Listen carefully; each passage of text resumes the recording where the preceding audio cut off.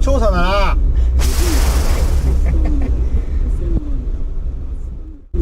ああ、新宮市だって。新宮市ってどこ？わかんない。お願いします。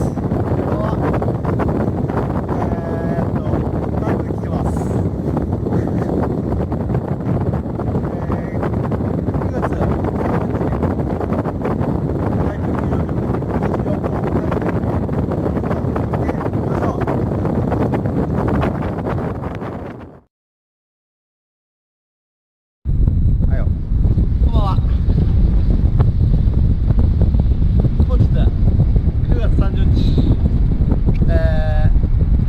台風24号。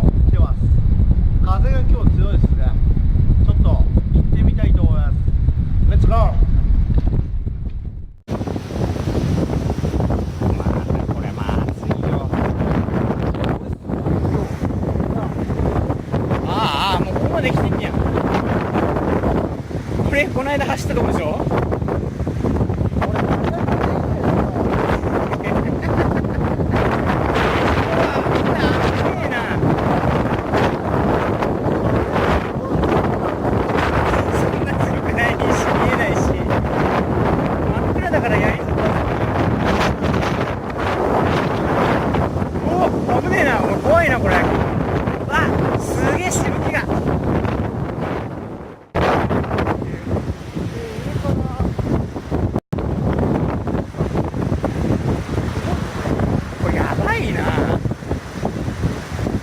怖えな今日、さすがに。